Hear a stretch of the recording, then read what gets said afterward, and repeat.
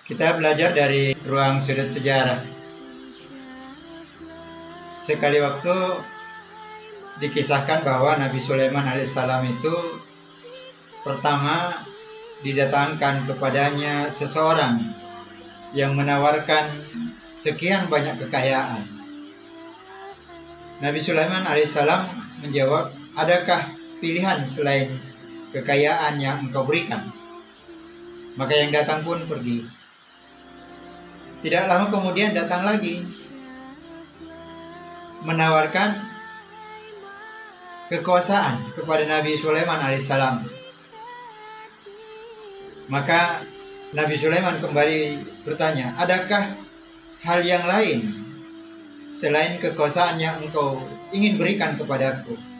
Sebab sebelumnya telah datang kepadaku orang yang memberikan kekayaan, tetapi aku menolaknya. Kemudian yang datang membawa kekuasaan itu meninggalkan Nabi Sulaiman. Lalu seseorang bertanya kepada Nabi Sulaiman alaihissalam, sesungguhnya telah hadir di hadapanmu orang-orang yang membawa kekuasaan, orang-orang yang membawa kekayaan. Mengapa engkau menolaknya?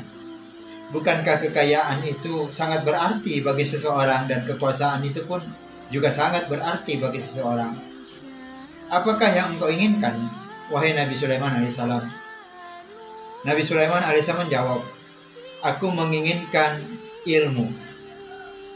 Sebab dengan ilmu aku akan memiliki kekuasaan dan dengan ilmu aku memiliki kekayaan. Melihat fenomena hari ini, betapa banyak orang yang memiliki kekuasaan tetapi tidak didasarkan pada ilmu. Maka kekuasaan yang dimilikinya itu gak punya arti sama sekali. Ibarat seseorang memiliki seekor kuda. Dengan kuda itu dia dapat berkendaraan kemanapun dia pergi. Dengan kekang kuda yang dimilikinya, kekang kekuasaan yang dimilikinya, dia dapat kemanapun dia akan pergi. Tetapi dia tidak memiliki ilmu tentang bagaimana cara mengendalikan seekor kuda. Maka kuda itu akan disimpan begitu saja. Dia tidak dapat manfaat dari kekuasaan ketika dia memegang kendali kuda tersebut. Dia tidak punya pengetahuan. Kekuasaan itu tidak ada artinya bagi dia. Sama dengan harta.